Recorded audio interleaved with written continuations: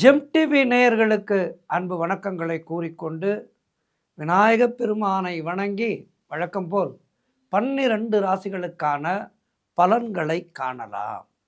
இன்று 14/8/2025 ஆடி மாதம் 29ஆம் நாள் விஸ்வாவசு வருடம். சூரிய உதயம் காலை 5:56 சூரிய அஸ்தமனம் மாலை 6:30 இன்றைய ஆதிக்க கிரகம் குரு பகவான். வழிபட வேண்டிய தெய்வம் தட்சிணாமூர்த்தியை வழிபட வேண்டும். நல்ல நேரம் காலை 10:45 முதல் 11:45 வரை, மாலை 6:30 முதல் 7:30 வரை. ராகு காலம் மதியம் 1:30 முதல் 3 வரை. யமகண்டம் காலை 6 முதல் 7:30 வரை. குளிகை நேரம் காலை 9 முதல் 10:30 வரை. இன்றைய சுபகோரை சூரியகோரை காலை 8 முதல் 9 வரை. இந்த நேரத்திலே என்ன செய்யலாம்? அரசு சம்பந்தப்பட்ட காரியங்களை தொடங்குவதற்கான பூர்வாங்க முயற்சிகளை மேற்கொள்ளலாம். மேலதிகாரிகளிடம் பேசி ஏதோ ஒரு கான்ட்ராக்ட் உங்களுக்கு வர வேண்டும் என்று வைத்து கொள்ளுங்கள். அது விஷயமாக மேலதிகாரிகளிடம் பேசி அப்பாயின்மெண்ட் வாங்கலாம். அது விஷயமாக பேசலாம். மற்றும் உயில் எழுதுவதற்கு ஏற்ற நேரம் இந்த நேரம். கவனமாக இருக்க வேண்டிய ஹோரை சனி ஹோரை. மதியம் 12 முதல் 1 வரை. இந்த நேரத்திலே அமைதி காப்பது நல்லது. மௌனத்தை கடைபிடிப்பது நல்லது. எந்த விதமான முக்கியமான முடிவுகளையும் இந்த நேரத்திலே எடுக்கக்கூடாது. பயணங்களை இந்த நேரத்திலே தொடங்கக்கூடாது. இன்றைய நட்சத்திரம் இன்று காலை 11:38 வரை ரேவதி, அதன் பிறகு அஸ்வினி. இன்றைய திதி இன்று காலை 6:24 வரை தேய்பிறை பஞ்சமி, அதன் பிறகு சஷ்டி. இன்றைய சந்திராட்டமும் சிம்ம ராசிக்கு சந்திராட்டம். உத்திர நட்சத்திரக்காரர்கள் இன்றைய நாளிலே கருப்பு நிற ஆடைகளை தவிர்ப்பது நல்லது. தொடர்ந்து நாம் காண இருப்பது மேஷம் முதல் மீனம் வரை உள்ள 12 ராசிகளுக்கான பலன்கள். மேஷ ராசி அன்பர்களே, இன்று காலை 11:38 பிறகு சந்திரன் உங்கள் ராசியிலேயே இருக்கின்றார். உங்களுடைய ராசி அதிபதி செவ்வாய் ராசிக்கு 6ஆம் இடத்திலே வருகின்றார். ஆகவே மனம் சந்தோஷமாக இருக்கும். அலுவலகத்திலே பதவி உயர்வு, சம்பள உயர்வு போன்றவை கிடைத்து மன மகிழ்ச்சியை இரட்டிப்பாக்கும். உடல் ஆரோக்கியம் நன்றாக இருக்கும். உங்களுடைய முயற்சிகள் எல்லாம் பெரும் வெற்றிகளை பெறும். அற்புதமான நாளாக இன்றைய நாள் உங்களுக்கு இருக்கின்றது. பணவரவு அதிகரிக்கும். அதனால் பொருளாதாரம் திருப்திகரமாக இருக்கும். நண்பர்கள் மூலம் நல்ல அனுகூலம் உண்டாகும். நினைத்ததெல்லாம் நல்லபடியாக நடக்கக்கூடிய நல்ல நாள். வேலை தேடிக்கொண்டிருப்பவர்களுக்கு நல்ல வேலை கிடைக்கும். காரிய தடைகள் எல்லாம் விலகி எடுக்கின்ற முயற்சிகளிலே பெரும் வெற்றி கிடைக்கின்ற நாள். மேலும் நீண்ட நாட்களாக குழந்தை பேருக்காக காத்திருக்கின்ற தம்பதிகளுக்கு சந்தான பிராப்தி உண்டாகும். சிறப்பான நாள் இது. குரு தட்சிணாமூர்த்தியை வணங்குங்கள். வாழ்த்துக்கள். ரிஷபராசி அன்பர்களே, இன்று காலை 11:38 பிறகு சந்திரன் உங்கள் ராசிக்கு 12ஆம் இடத்திலே வருகின்றார். ஆகவே உங்கள் ராசி அதிபதி சுக்கிரன் ராசிக்கு 2ஆம் இடத்திலே இருக்கின்றார். இன்று குலதெய்வ வழிபாடு வெற்றியை தரும். வீண் வாக்குவாதங்களை எல்லாம் தவிர்க்க வேண்டிய நாள். வேலை மாற்றம் ஒரு சிலருக்கு உண்டாகும்.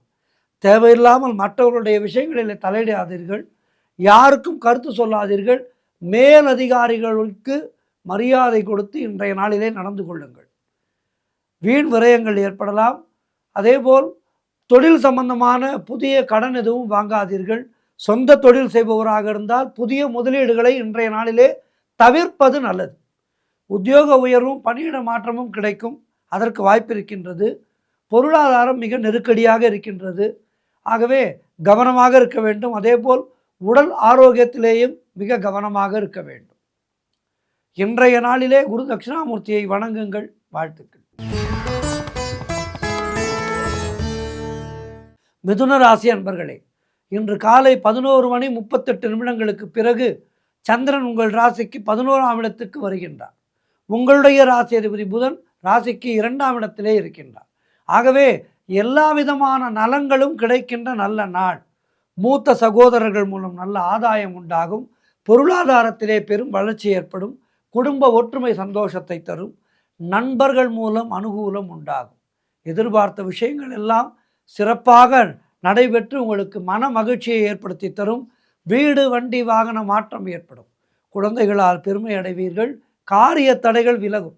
உடல் ஆரோக்கியத்திலே நல்ல முன்னேற்றமும் சுபகாரியங்கள் நடக்கக்கூடிய நல்ல சூழ்நிலைகளும் உருவாகின்ற அற்புதமான நாள். செய்கின்ற தொழிலிலே நல்ல லாபங்கள் ஏற்படும். கடன் பிரச்சனைகள் தீரும். வேலை தேடிக்கொண்டிருப்பவர்களுக்கு வேலை நிச்சயமாக கிடைக்கும். ஆக எல்லா விதத்திலும் உங்களுக்கு அற்புதங்கள் நடக்கின்ற நல்ல நாள். இன்றைய நாளிலே குரு தட்சிணாமூர்த்தியை வணங்குங்கள். மேலும் நற்பலன்களை பெறுங்கள். வாழ்த்துக்கள். கடகராசி அன்பர்களே, இன்று காலை 11:38 பிறகு சந்திரன் உங்கள் ராசிக்கு 10ஆம் இடத்துக்கு வருகின்றார். ஆகவே இன்றைய நாளிலே உங்களுடைய திறமைகள் வெளிப்படும். பெயரும் புகழும் கிடைக்கக்கூடிய அற்புதமான நாள். பொருளாதாரத்திலே பெரும் வளர்ச்சி உண்டாகும். குழந்தை பாக்கியத்திற்காக காத்திருக்கின்ற தம்பதிகளுக்கு சந்தான பிராப்தி உண்டாகும். தாய் வழி சொந்தங்களின் உதவிகள் எல்லாம் கிடைக்கின்ற நல்ல நாள். கடன் தொல்லைகள் விலகும். மனக்குழப்பங்கள் தீரும். உங்களுடைய முயற்சிகள் எல்லாம் கைகூடி வரும். திருமணம் போன்ற சுபகாரிய பேச்சுவார்த்தைகள் இனிதே முடியும். உத்தியோக வகையிலே நல்ல மாற்றங்கள் ஏற்படும். வாழ்க்கையிலே நல்ல நிலைக்கு உயர்வீர்கள். பொருளாதாரம் மிகவும் திருப்திகரமாக இருக்கும். உடல் ஆரோக்கியம் நன்றாக இருக்கும். மொத்தத்தில் இன்றைய நாள் அற்புதமான நாள். நலங்கள் சேர்கின்ற நாள், வளங்கள் சேர்கின்ற நாள். குரு தட்சிணாமூர்த்தியை வணங்குங்கள். வாழ்த்துக்கள். சிம்மராசி அன்பர்களே, இன்று காலை 11:38 பிறகு சந்திரன் உங்கள் ராசிக்கு 9ஆம் இடத்துக்கு வருகின்றார். உங்களுடைய ராசி அதிபதி சூரியன் ராசிக்கு 12ஆம் இடத்திலே இருக்கின்றார். ஆகவே தந்தை வழியிலே நல்ல அனுகூலம் உண்டாகும். வீடு வண்டி வாகன மாற்றம் உண்டாகும். உடல் ஆரோக்கியம் சிறப்பாக இருக்கும். தொழிலிலே நல்ல லாபங்கள் ஏற்படும். அலுவலகத்திலே வேலை பார்ப்பவர்களுக்கு புதிய வாய்ப்புகள் வெற்றியை தரும். நீங்கள் நினைத்தது அனைத்தும் நல்லபடியாக நடக்கக்கூடிய அற்புதமான நாள். கடன் பிரச்சனைகள் எல்லாம் தீரும். குழந்தை பாக்கியத்திற்காக காத்திருக்கின்ற தம்பதிகளுக்கு சந்தான பிராப்தி உண்டாகும். காரிய தடைகள் விலகும். உத்தியோகத்திலே இருப்பவர்களுக்கு பதவி உயர்வு, சம்பள உயர்வு கிடைக்கும். திருமணம் போன்ற சுபகாரிய பேச்சுவார்த்தைகள் கைகூடி வரும். சிறப்பான நாள் இது. குரு தட்சிணாமூர்த்தியை வணங்குங்கள். வாழ்த்துக்கள். கன்னிராசி அன்பர்களே, இன்று காலை 11:38 பிறகு சந்திரன் உங்கள் ராசிக்கு 8ஆம் இடத்திலே இருக்கின்றார். உங்களுடைய ராசி அதிபதி புதன் ராசிக்கு 11ஆம் இடத்துக்கு வருகின்றார். ஆகவே இன்றைய நாள் உங்களுக்கு சந்திராட்டமும் இருக்கின்றது.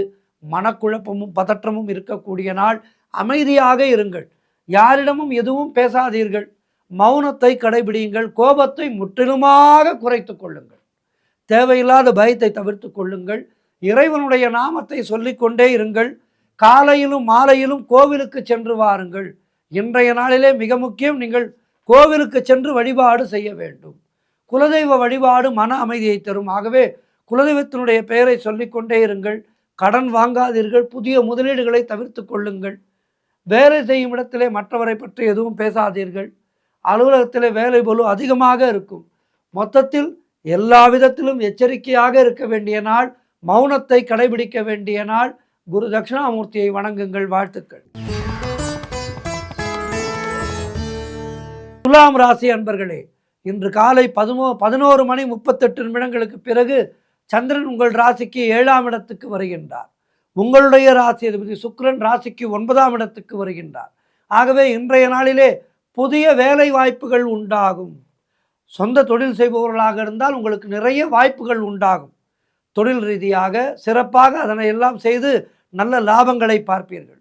திருமணம் அதற்காக காத்திருக்கின்ற வரன்களுக்கு நிச்சயம் ஆகும். நல்ல வெற்றி உண்டாகின்ற நல்ல நாள். கணவன் மனைவிக்குள் இருந்து வந்த பிரச்சனைகள் எல்லாம் தீரும். மனம் சந்தோஷமாக இருக்கும். கூட்டு தொழில் செய்பவர்களுக்கு அதிலே நல்ல லாபங்கள் கிடைக்கின்ற நல்ல நாள். நினைத்த காரியங்கள் அனைத்தும் நல்லபடியாக நடக்கும். அலுவலகத்திலே வேலை பார்ப்பவர்களுக்கு சம்பள உயர்வும் பதவி உயர்வும் கிடைக்கும். சுபகாரியங்கள் நடைபெறக்கூடிய நல்ல நாள். தொழில் செய்பவர்களுக்கு நல்ல லாபங்கள் கிடைக்கின்ற நாள். அதாவது சொந்த தொழில், நீங்கள் சிறிய கடை வைத்திருந்தாலும் சரி, பெரிய நிறுவனத்தை நடத்தி கொண்டிருந்தாலும் சரி, உங்களுடைய தகுதிக்கேற்ப உங்களுடைய வேலைக்கேற்ப உங்களுக்கு லாபங்கள் அதிகமாக கிடைக்கின்ற நல்ல நாள். ஆகவே இன்றைய நாளிலே குரு தட்சிணாமூர்த்தியை வணங்குங்கள், மேலும் நற்பலன்களை பெறுங்கள். வாழ்த்துக்கள். விருச்சிக ராசி அன்பர்களே, இன்று காலை 11:38 பிறகு சந்திரன் உங்கள் ராசிக்கு 6ஆம் இடத்துக்கு வருகின்றார். உங்களுடைய ராசி அதிபதி செவ்வாய் ராசிக்கு 11ஆம் இடத்திலே இருக்கின்றார். ஆகவே காரிய தடைகள் ஏற்பட்டு விலகும். அலுவலகத்திலே வீண் வாதங்களை எல்லாம் தவிர்க்க வேண்டிய நாள். கூட்டு தொழிலிலே மன வருத்தங்கள் உண்டாகலாம். அதாவது இந்த 6ஆம் இடம் 8ஆம் இடம், இந்த 2 இடங்கள் 8ஆம் இடத்திலே இருக்கும்போது சந்திராட்டமம் என்று சொல்கின்றோம். கிட்டத்தட்ட 6ஆம் இடமும் அதே நிலைதான், பாதி சந்திராட்டமும் தான் இந்த நாளும். ஆகவே 6ஆம் இடத்திலே இருக்கும் போதும் 8ஆம் இடத்திலே இருக்கும் போதும் சந்திரன், இந்த 2 நாட்களிலே நாம் மிக மிக மிக கவனமாக இருக்க வேண்டும். ஆகவே இன்றைய நாளிலே கணவன் மனைவிக்குள் விட்டு கொடுத்து செல்ல வேண்டும். நண்பர்கள் உறவினர்கள் மூலம் அனுகூலம் உண்டாகலாம். திருமண பேச்சுவார்த்தைகளை தாமதப்படுத்தும் இன்றைய நாளிலே துவங்கினார். ஆகவே ஒரு 2 நாட்களுக்கு பிறகு சுபகாரிய பேச்சுவார்த்தைகள் ஏதேனும் இருந்தால் அவற்றை ஒரு 2 நாட்களுக்கு பிறகு வைத்து கொள்ளுங்கள். தேவையில்லாத செலவுகள் ஏற்படும். குரு தட்சிணாமூர்த்தியை வணங்குங்கள். வாழ்த்துக்கள். தனுசு ராசி அன்பர்களே, இன்று காலை 11:38 பிறகு சந்திரன் உங்கள் ராசிக்கு 5ஆம் இடத்துக்கு வருகின்றார். உங்களுடைய ராசி அதிபதி குரு ராசிக்கு 7ஆம் இடத்திலே இருக்கின்றார். ஆகவே குழந்தைகளால் மகிழ்ச்சி உண்டாகும். தொழில் மற்றும் வியாபாரத்திலே நல்ல லாபங்கள் உண்டாகும். நண்பர்கள் மூலம் அனுகூலம் உண்டாகும். சுபகாரியங்கள் கைகூடி வருகின்ற நல்ல நாள். புதிதாக வேலை தேடி கொண்டிருப்பவர்களுக்கு நல்ல வேலை கிடைக்கும். கடன் பிரச்சனைகள் தீரும். பதவி உயர்வோடு வேலை மாற்றம் ஏற்படும். பழைய பாக்கிகள் வசூலாகும். உழைப்புக்கு ஏற்ற ஊதியம் கிடைக்கின்ற நல்ல நாள். திருமண பேச்சுவார்த்தைகள் சுபமாக முடியும். பண வரவு அதிகரிக்கும். விரயங்கள் ஏற்படக்கூடிய நாள். கணவன் மனைவியிடையே நல்ல ஒற்றுமை ஏற்படும். மொத்தத்தில் இன்றைய நாள் எல்லா வகையிலும் உங்களுக்கு ஏற்றமான நாள். குரு தட்சிணாமூர்த்தியை வணங்குங்கள். வாழ்த்துக்கள். மகர ராசி அன்பர்களே, இன்று காலை 11:38 பிறகு சந்திரன் உங்கள் ராசிக்கு 4ஆம் இடத்துக்கு வருகின்றார். உங்களுடைய ராசி அதிபதி சனி ராசிக்கு 2ஆம் இடத்திலே இருக்கின்றார். ஆகவே சொந்த வீடு வாங்கும் யோகம் உண்டாகும். உத்தியோகத்திலே இருப்பவர்களுக்கு சம்பள உயர்வும் பதவி உயர்வும் இடமாற்றமும் கிடைக்கும். திருமண பேச்சுவார்த்தைகள் சிறப்பாக முடியும். உங்களுடைய முயற்சிகள் எல்லாம் பெரும் வெற்றிகளை பெறுகின்ற நல்ல நாள். எல்லா வகையிலும் உங்களுக்கு பண வரவு அதிகமாகும்.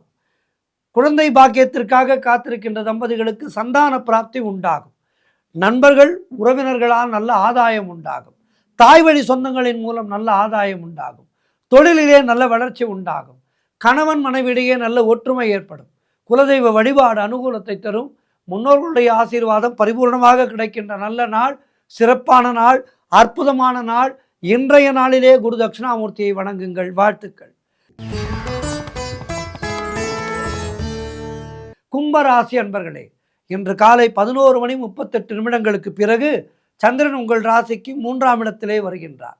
உங்களுடைய ராசி அதிபதி சனி ராசியிலேயே இருக்கின்றார். ஆகவே எடுக்கின்ற முயற்சிகளிலே பெரும் வெற்றி கிடைக்கும். இளைய சகோதரர்கள் மூலம் நல்ல ஆதாயம் உண்டாகும். குழந்தைகளுக்காக சுப செலவு செய்யக்கூடிய நல்ல நாள். அலுவலகத்திலே வேலை பார்ப்பவர்களுக்கு நல்ல மாற்றங்கள் ஏற்படும். பொருள் வரவும் தனலாபமும் அதிகரிக்கின்ற நல்ல நாள். திடீர் அதிர்ஷ்டங்கள் சிலருக்கு தேடி வரும். கூட்டு தொழிலிலே நல்ல லாபங்கள் வரக்கூடிய நாள். வேலை தேடி கொண்டிருப்பவர்களுக்கு நல்ல வேலை கிடைக்கும். சொந்த தொழில் செய்பவர்களுக்கு வியாபாரத்திலே நல்ல லாபங்களும் வளர்ச்சியும் உண்டாகும். திருமணத்துக்காக காத்திருக்கின்ற வரன்களுக்கு திருமணம் நிச்சயமாகும். தந்தை உறவு வழியிலே அனுகூலம் உண்டாகும். நண்பர்கள் மூலம் எதிர்பார்த்த உதவிகள் கிடைக்கும். உடல் ஆரோக்கியத்திலே நல்ல முன்னேற்றம் உண்டாகும். மொத்தத்தில் இன்றைய நாள் சிறப்பான நாள். குரு தட்சிணாமூர்த்தியை வணங்குங்கள். வாழ்த்துக்கள். இறுதியாக மீனராசி அன்பர்களே, இன்று காலை 11:38 பிறகு சந்திரன் உங்கள் ராசிக்கு 2ஆம் இடத்துக்கு வருகின்றார். உங்களுடைய ராசி அதிபதி குரு ராசிக்கு 4ஆம் இடத்திலே இருக்கின்றார். ஆகவே எதிர்பார்த்த பெரிய தொகை ஒன்று கைக்கு வரும். தொழில் மற்றும் வியாபாரத்திலே சிறப்பான முன்னேற்றம் உண்டாகும். திருமணம் போன்ற சுபகாரிய பேச்சுவார்த்தைகள் இனிதே முடியும். உறவினர்களோடு இருந்து வந்த மன வருத்தங்கள் தீரும். பிள்ளைகளால் பெருமை ஏற்படும். வாழ்க்கை துணையால் மகிழ்ச்சி உண்டாகும். கடன் பிரச்சனைகள் தீரும். பொருளாதாரத்திலே நல்ல ஒரு திருப்திகரமான நிலை ஏற்படும். மொத்தத்தில் மனம் சந்தோஷமாக இருக்கும், பழைய பாக்கிகள் வசூலாகும், காரிய வெற்றிகள் உண்டாகும், கூட்டு தொழிலிலே நல்ல லாபங்கள் ஏற்படும், எதிர்பார்த்த இடமாற்றம் அமையும், திருமணம் போன்ற சுபகாரிய பேச்சுவார்த்தைகள் கைகூடி வரும். சிறப்பான நாள் இது. குரு தட்சிணாமூர்த்தியை வணங்குங்கள். வாழ்த்துக்கள். 12 ராசியினருக்கும் இன்றைய நாள் சிறப்பாக இருக்க பிரார்த்திக்கின்றேன். குரு தட்சிணாமூர்த்தியை அனைவரும் வணங்குவோம். நன்றி, வணக்கம். இன்றைய ஆன்மீக தகவல். நம்முடைய சனாதன தர்மத்திலே இறை வழிபாடு என்பது மிக மிக முக்கியமானது. இந்த இறை வழிபாட்டிலே நிறைய தத்துவங்கள் அடங்கி இருக்கின்றது. மகாபெரியவர் என்று போற்றப்பட்ட காஞ்சி மகா சுவாமிகள் அவர்கள் இதை பற்றியெல்லாம் தன்னுடைய தெய்வத்தின் குரல் நூலிலே நிறைய சொல்லி இருக்கின்றார். தெய்வத்தின் குரல் நூலை எவன் ஒருவன் படிக்கின்றானோ அவனுக்கு நம்முடைய தர்மத்தினுடைய அத்துணை விஷயங்களும் நன்றாக எளிதாக புலப்படும். நம்முடைய சனாதன தர்மம் என்பது எத்தனையோ பல்லாண்டுகளுக்கு முன்னால், அதாவது பல்லாண்டு பல கோடி என்று சொல்வார்கள் அல்லவா, அதுபோல எத்தனையோ யுகங்களுக்கு முன்னால் ஏற்பட்ட தர்மம் நம்முடைய சனாதன தர்மம். இதிலே சூக்ஷ்மமாக நிறைய விஷயங்கள் இருக்கின்றது. அவை இந்த கலிகாலத்திலே ஒரு இயந்திரத்தனமான வாழ்க்கை வாழ்ந்து கொண்டிருக்கின்ற நமக்கு சட்டென புரியாது. ஒரு விஷயம் புரியவில்லை என்பதற்காக இதிலே சாரம் இல்லை என்று நாம் ஒதுக்க முடியாது. ஆகவே இவற்றை பற்றி தேடி தேடி நாம் தெரிந்து கொள்ள வேண்டும். அப்படி தேடி தெரிந்து கொள்ள வேண்டும் என்றால் அதற்கு தெய்வத்தின் குரல் நூலை படிக்க வேண்டும். தெய்வத்தின் குரல் நூலிலே காஞ்சி மகா சுவாமிகள் அவர்கள் பூஜைகளுக்கெல்லாம் விளக்கம் அளித்திருக்கின்றார். நம்முடைய இறை வழிபாடு எப்படி செய்ய வேண்டும் என்றெல்லாம் நமக்கு அறிவுறுத்தியிருக்கின்றார். இதனை பற்றி நிறைய இருக்கின்றது. அதிலே ஒரு சிறு துளியைத்தான் இன்றைய நாளிலே நாம் இங்கே பார்க்க இருக்கின்றோம் ஆன்மீக தகவலிலே. அதாவது இறைவனுக்கு அலங்காரம் முடிந்து திரை விலக்கப்பட்டதும் மணி அடித்து தீபாராதனை காட்டுகின்றோம் அல்லவா? இதற்கான நோக்கம் என்ன? இது பற்றி காஞ்சி மகா சுவாமிகள் மிக அற்புதமான ஒரு விளக்கத்தை அளித்திருக்கின்றார். அடியேன் எளியேன் அதனை இப்போது உங்களுக்கு தெரிவிக்கின்றேன். இந்த ஆலய கருவறையிலே வீற்றிருக்கின்ற இறைவனுக்கு அலங்காரம் முடியும் வரை திரையிடப்படுகின்றது. அலங்காரம் முடிந்து அந்த திரை விலக்கப்பட்டதும் மணி அடிக்கப்பட்டு தீபாராதனை காட்டுவார். உள்ளிருக்கின்ற சிவாச்சாரியாரோ குருக்களோ பூசாரியோ மணி அடித்து தீபாராதனை காட்டுவார்கள். இதற்கு மிக அழகாக தன்னுடைய விளக்கத்தை மகாபெரியவர் அளித்திருக்கின்றார். வழிபாட்டின் போது நம்முடைய மனம் பக்தியிலேயே நிலைத்திருக்க வேண்டும். அதை விடுத்து நம்முடைய கவனத்தை வேறு எங்கோ சிதற விட்டுவிட்டு இறைவனை வணங்குவதால் நமக்கு எந்த விதமான பலனும் இல்லை. அதாவது மந்திரம் ஜபிக்கும் போதும் தியானம் செய்யும் போதும் மனம் மந்திரத்திலேயே கருத்தொன்று இருக்க வேண்டும். அதுபோல இறை வழிபாட்டிலே ஆலயத்துக்கு வந்து இறைவனை வழிபடும் போது நம்முடைய மனதை இறைவனின் பால் மட்டுமே வைத்திருக்க வேண்டும். அங்கு வந்து இறைவனை பார்க்கின்ற வேளையிலே கதவை பூட்டினோமா என்று தெரியவில்லையே, இன்று ஒருவர் பணம் போடுகின்றேன் என்று சொன்னார், அவர் போட்டாரா இல்லையா என்று தெரியவில்லையே, குழந்தைக்கு வரன் பார்க்கின்றோம், அவர்கள் என்ன சொல்வார்கள் என்று தெரியவில்லையே. இப்படி நம்முடைய மனதை இறைவனுடைய சன்னதியிலே நின்று கொண்டிருக்கும் போது இறைவனுடைய பால் செலுத்தாமல் நம்முடைய மனதை வேறு எங்கெங்கோ குதிரை போல் அலைய விட்டு மனம் ஒரு குரங்கு என்று கவியரசர் சொன்னார். அது எத்தனை அருமையான ஒரு வாக்கு. ஆக அதனை கட்டி இழுக்க வேண்டும்.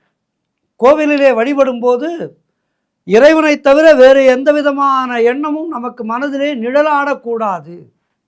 ஐம்புலன்களான கண், காது, மூக்கு, வாய், உடல் என அனைத்தும் நம்முடைய மனதை திசை திருப்பும் ஒரு விஷயங்கள். அவற்றை இறைவனை நோக்கி திருப்புவதுதான் இந்த வழிபாட்டினுடைய நோக்கம். அதனால்தான் தினந்தோறும் கோவிலுக்கு சென்று வழிபாடு செய்ய வேண்டும் என்று வைத்தார்கள். கோவிலிலே இறைவனின் முன் நிற்கும் போதே நம்முடைய எண்ணம் அலைபாய்கின்றது. அப்படி இருக்கும்போது நான் வீட்டிலேயே பூஜை செய்து கொள்கின்றேன், நான் வீட்டிலேயே பூஜை செய்து கொள்கின்றேன், எனக்கு கோவிலுக்கு செல்ல வேண்டிய அவசியம் இல்லை என்று ஒருவன் சொல்கின்றான் என்றால் அது சரியாக இருக்காது. ஆகவே கோவிலுக்கு சென்று இறைவனை தியானிக்கும் போது நம்முடைய எண்ணமானது முழுக்க முழுக்க இறைவனின் பால் இருக்க வேண்டும். அலங்காரம் முடிந்து மூலவர் சன்னதி முன்புள்ள திரையை விலக்கும் போது அந்த கடவுளுடைய திருமேனி அழகிலே நாம் கண்கள் மயங்குகின்றது. அதை பார்த்து கொண்டே இருக்கின்றோம். முருகர் கோவில் என்றால் முருகா முருகா முருகா என்கின்றோம். அம்பாள் கோவில் என்றால் தாயே மகமாயே என அவளை அழைக்கின்றோம். இப்படி நம்முடைய மனமானது ஒருநிலைப்பட்டு அம்பாளை பார்க்கும்போது, தெய்வத்தை பார்க்கும்போது, அந்த தெய்வத்தினுடைய சக்தியானது, அந்த ஆகர்ஷண சக்தி நம்முடைய உடலிலே புகுந்து நமக்கு நல்ல ஆற்றலை தருகின்றது. திரை விலகி தரிசனத்தை கண்டவுடன் நம்முடைய வாய் இறைவனுடைய நாமத்தை மட்டுமே உச்சரிக்க வேண்டும். பூமாலை, கற்பூரஹாரத்தி, தூபம், தீபம் இவைகளால் வெளிப்படுகின்ற அந்த தெய்வீக நறுமணமானது மற்ற எந்த வாசனைகளையும் நுகர விடாமல் நம்முடைய மூக்கை தடுத்துவிடும். அது ஒரு பேராற்றலை நமக்கு கொடுக்கும். கரங்கள் இரண்டும் குவிந்து இறைவனை வணங்கும் போது உடல் பணிவோடு இறைவனின் அருளை வேண்டுகின்றது. இப்படி கோவிலுக்கு சென்று வழிபடும் போது ஐம்புலன்களும் வழிபாட்டிலே ஈடுபட்டால்தான் ஒருவருடைய மனம் ஒருமுகப்படும் என்று மகா சுவாமிகள் சொல்கின்றார். அந்த நிலையிலே ஒரு பக்தனின் உள்ளமும் கோவிலாக மாறிவிடும். அதுதான் வழிபாட்டினுடைய தத்துவம். இந்த தத்துவத்தை நாம் புரிந்து கொண்டு விட்டால் கோவிலுக்கு செல்லும் போது நம்முடைய மனதை ஒருமுகப்படுத்துவோம். அப்படி ஒருமுகப்படுத்தி நாம் செய்கின்ற வழிபாடு தான் இறைவன் ஏற்றுக்கொள்கின்ற வழிபாடாக இருக்கும். எனவே காஞ்சி மகா சுவாமிகள் அவர்கள் சொல்லிய அந்த அறிவுரைகளை எல்லாம் ஏற்று